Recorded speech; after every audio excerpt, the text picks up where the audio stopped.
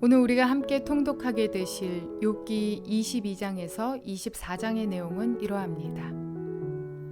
욥기 22장에서 31장까지 욥에 대한 친구들의 마지막 변론이 시작됩니다. 먼저 엘리바스는 욥을 온갖 악행을 일삼는 자로 호도합니다. 온전하고 정직하여 하나님을 경외하며 악에서 떠난 자, 이것이 욥에 대한 하나님의 평가였습니다. 그런데 그는 욥이 실제 범하지도 않은 죄악들을 추측하며 억지로 부리고 있는 것입니다.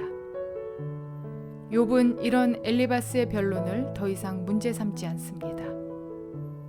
친구들과의 대화가 무익하다는 사실을 절실히 깨달았기 때문입니다. 이제 욥은 하나님께서 자신의 모든 사정을 헤아려 주실 것을 바라며 하나님과 대면하기를 갈망합니다. 이런 상황 속에서 욥은 그가 당하는 고난이 하나님의 뜻이라는 사실을 보게 됩니다. 이 고난이 결코 무의미하지 않으며 자신을 단련하시고 순수한 정금으로 만들고자 하시는 분명한 목적이 하나님께 있다는 것입니다. 이러한 내용들을 기억하셔서 통독에 도움이 되시기를 바랍니다. 욥기 22장. 대만 사람 엘리바스가 대답하였다. 사람이 하나님께 무슨 유익을 끼쳐드릴 수 있느냐? 아무리 슬기로운 사람이라고 해도 그분께 아무런 유익을 끼쳐드릴 수가 없다. 네가 올바르다고 하여 그것이 전능하신 분께 무슨 기쁨이 되겠으며 내 행위가 온전하다고 하여 그것이 그분께 무슨 유익이 되겠느냐? 네가 하나님을 경외하는 것 때문에 하나님이 너를 책망하시며 너를 심판하시겠느냐? 오히려 내 죄가 많고 내 죄악이 끝이 없으니 그러한 것이 아니냐? 네가 까닭 없이 친족의 재산을 압류하고 옷을 빼앗아 헐벗게 하고 목마른 사람에게 마실 물 한 모금도 주지 않고 배고픈 사람에게 먹을 것도 주지 않았기 때문이 아니겠느냐? 너는 권세를 이용하여 땅을 차지하고 지위를 이용하여 이 땅에서 거들먹거리면서 살았다. 너는 과부들을 빈손으로 돌려보내고 고아들을 혹사하고 학대하였다. 그러기에 이제 네가 온갖 올무에 걸려들고 공포에 사로잡힌 것이다. 어둠이 덮쳐서 네가 앞을 볼 수 없고 홍수가 너를 뒤덮는 것이다. 하나님이 하늘 높은 곳에 계시지 않느냐? 저 공중에 높이 떠 있는 별들까지도 하나님이 내려다보고 계시지 않느냐? 그런데도 너는 하나님이 무엇을 아시겠으며 검은 구름 속에 숨어 계시면서 어떻게 우리를 심판하실 수 있겠느냐? 짙은 구름에 그가 둘러싸서 어떻게 보실 수 있겠느냐? 다만 하늘에서만 왔다 갔다 하실 뿐이겠지 하는구나. 너는 아직도 옛 길을 고집할 셈이냐? 악한 자들이 걷던 그 길을 고집할 셈이냐? 그들은 때가 되기도 전에 사로잡혀갔고 그 기초가 무너져서 강물에 떠내려가 버렸다. 그런데도 그들은 하나님께 말하기를 우리를 좀 그냥 내버려 두십시오. 전능하신 분이라고 하여 우리에게 무슨 일을 더하실 수 있겠습니까? 하였다. 그들의 집에 좋은 것을 가득 채워주신 분이 바로 하나님이신데도 악한 자들이 그런 생각을 하다니 나는 이해할 수 없다. 그런 악한 자가 형벌을 받을 때에 의로운 사람이 그것을 보고 기뻐하며 죄 없는 사람들이 그것을 보고 비웃기를 과연 우리 원수는 전멸되고 남은 재산은 불에 타서 없어졌다 할 것이다. 그러므로 너는 하나님과 화해하고 하나님을 원수로 여기지 말아라. 그러면 하나님이 너에게 은총을 베푸실 것이다. 하나님이 친히 말씀하여 주시는 교훈을 받아들이고 그의 말씀을 네 마음에 깊이 간직하여라. 전능하신 분에게로 겸손하게 돌아가면 너는 다시 회복될 것이다. 온갖 불의한 것을 네 집안에서 내버려라. 황금도 티끌 위에다가 내버리고 오빌의 정금도 계곡의 돌바닥 위에 내던져라. 그러면 전능하신 분이 네 보물이 되시고 산더미처럼 쌓이는 은이 되실 것이다. 그때가 되어야 비로소 너는 전능하신 분을 진정으로 의지하게 되고 그분만이 네 기쁨의 근원이심을 알게 될 것이다. 네가 그분에게 기도를 드리면 들어주실 것이며 너는 서원한 것을 다 이룰 것이다. 하는 일마다 다 잘 되고 빛이 네가 걷는 길을 비추어 줄 것이다. 사람들이 쓰러지거든 너는 그것이 교만 때문이라고 일러주어라. 하나님은 겸손한 사람을 구원하신다. 그분은 죄 없는 사람을 구원하신다. 너도 깨끗하게 되면 그분께서 구해주실 것이다. 욥기 23장. 욥이 대답하였다. 오늘도 이렇게 처절하게 탄식할 수밖에 없다니. 내가 받는 이 고통에는 아랑곳 없이 그분이 무거운 손으로 여전히 나를 억누르시는구나. 아, 그분이 계신 곳을 알 수만 있다면, 그분의 보좌까지 내가 이룰 수만 있다면, 그분 앞에서 내 사정을 아뢰련만, 내가 정당함을 입이 닳도록 변론하련만, 그러면 그분은 무슨 말로 내게 대답하실까? 내게 어떻게 대답하실까? 하나님이 힘으로 나를 억누르실까? 그렇지 않을 것이다. 내가 말씀을 드릴 때에 귀를 기울여 들어주실 것이다.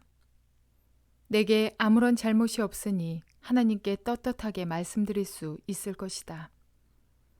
내 말을 다 들으시고 나서는 단호하게 무죄를 선언하실 것이다.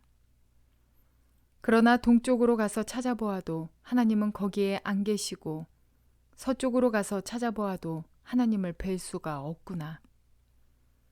북쪽에서 일을 하고 계실 터인데도 그분을 뵐 수가 없고 남쪽에서 일을 하고 계실 터인데도 그분을 뵐 수가 없구나. 하나님은 내가 발 한 번 옮기는 것을 다 알고 계실 터이니 나를 시험해 보시면 내게 흠이 없다는 것을 아실 수 있으련만.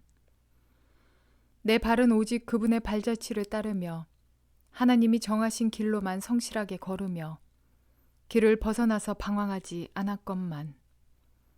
그분의 입술에서 나오는 계명을 어긴 일이 없고 그분의 입에서 나오는 말씀을 늘 마음속 깊이 간직하였건만. 그러나 그분이 한번 뜻을 정하시면 누가 그것을 돌이킬 수 있으랴. 한번 하려고 하신 것은 반드시 이루고 마시는데 하나님이 가지고 계신 많은 계획 가운데 나를 두고 세우신 계획이 있으면 반드시 이루고야 마시겠기에 나는 그분 앞에서 떨리는구나. 이런 것을 생각할 때마다 그분이 두렵구나. 하나님이 내 용기를 꺾으셨기 때문이고 전능하신 분께서 나를 떨게 하셨기 때문이지. 내가 무서웠던 것은 어둠 때문도 아니고 흑암이 나를 덮은 탓도 아니다. 욥기 24장. 어찌하여 전능하신 분께서는 심판하실 때를 정하여 두지 않으셨을까? 어찌하여 그를 섬기는 사람들이 정당하게 판단받을 날을 정하지 않으셨을까? 경계선까지 옮기고 남의 가축을 빼앗아 제 우리에 집어넣는 사람도 있고 과의 나귀를 강제로 끌어가는 사람이 있는가 하면 과부가 빚을 갚을 때까지 과부의 소를 끌어가는 사람도 있구나. 가난한 사람들이 권리를 빼앗기는가 하면 흙에 묻혀 사는 가련한 사람들이 학대를 견디다 못해 도망가서 숨기도 한다. 가난한 사람들은 들나귀처럼 메마른 곳으로 가서 일거리를 찾고 먹거리를 얻으려고 하지만 어린아이들에게 먹일 것을 찾을 곳은 빈 들뿐이다. 가을거지가 끝난 남의 밭에서 이삭이나 줍고 악한 자의 포도밭에서 남은 것이나 긁어 모은다. 잠자리에서도 덮을 것이 없으며 추위를 막아줄 이불 조각 하나도 없다. 산에서 쏟아지는 소낙비에 젖어도 비를 피할 곳이라고는 바위 밑밖에 없다. 아버지 없는 어린아이를 노예로 빼앗아 가는 자들도 있다. 가난한 사람이 빚을 못 갚는다고 자식을 빼앗아 가는 자들도 있다. 가난한 사람들은 입지도 못한 채로 헐벗고 다녀야 한다. 곡식단을 지고 나르지만 굶주림에 허덕여야 한다. 올리브로 기름을 짜고 포도로 포도주를 담가도 그들은 여전히 목말라 한다. 성읍 안에서 상처받은 사람들과 죽어가는 사람들이 소리를 질러도 하나님은 그들의 간구를 못 들은 채 하신다. 빛을 싫어하는 사람들이 있다. 그들은 빛이 밝혀주는 것을 알지 못하며 빛이 밝혀주는 길로 가지 않는다. 살인하는 자는 새벽에 일어나서 가난한 사람과 궁핍한 사람을 죽이고 밤에는 도둑질을 한다. 가늠하는 자는 저물기를 바라며 사람들이 눈치채지 못할 것이라고 생각하며 얼굴을 가린다. 도둑들은 대낮에 털집을 보아두었다가 어두워지면 벽을 뚫고 들어간다. 이런 자들은 하나같이 밝은 한낮에는 익숙하지 못하다. 그들은 한낮을 무서워하고 오히려 어둠 속에서 평안을 누린다. 악한 사람은 홍수에 떠내려간다. 그의 밭에는 하나님의 저주가 내리니 다시는 포도원에 갈 일이 없을 것이다. 날이 가물고 무더워지면 눈 녹은 물이 증발하는 것 같이 죄인들도 그렇게 스올로 사라질 것이다. 그러면 그를 낳은 어머니도 그를 잊고 구더기가 그를 달게 먹는다. 아무도 다시 그를 기억하지 않는다. 악은 결국 잘린 나무처럼 멸망하고 마는 것이다. 과부를 등쳐먹고 자식 없는 여인을 학대하니 어찌 이런 일이 안 일어나겠느냐.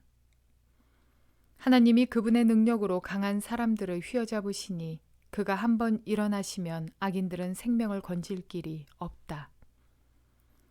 하나님이 악한 자들에게 안정을 주셔서 그들을 평안하게 하여 주시는 듯하지만 하나님은 그들의 행동을 낱낱이 살피신다. 악인들은 잠시 번영하다가 곧 사라지고 풀처럼 마르고 시들며 곡식 이삭처럼 잘리는 법이다. 내가 한 말을 부인할 사람이 누구냐? 내가 한 말이 모두 진실이 아니라고 공격할 자가 누구냐? 친구들이 자신을 위로하지 못하고 오히려 정죄하자 욥은 더 이상 자기 주변 사람들에게 기대를 갖지 않습니다. 이런 상황 속에서 욥은 오직 침묵하시는 하나님을 바라봅니다. 욥은 자신이 가는 길을 아시는 분은 오직 하나님밖에 없으며 그 하나님이 자신을 단련하신 후에는 순금같이 나오게 하실 것이라는 믿음을 고백합니다. 이렇게 끝끝내 기대할 것이 없던 친구들을 향한 욥의 태도까지도 참 당대의 완전한 자라는 평가가 어울리는 사람입니다. 하나님께서도 욥의 성품과 하나님을 믿는 믿음까지 그의 모습을 보시며 대견하고도 사랑스러우면서도 동시에 그의 고통을 보시며 함께 괴로워하셨을 것입니다. 사고를 당한 자녀가 온 힘을 쏟아 고통을 견디며 열심히 재활하려는 그 모습과 의지를 바라보는 부모의 마음과 같이 말입니다. 욥은 자기가 당한 일에 대한 유일한 해결책이 오직 여호와 앞으로 나가는 것임을 믿었습니다.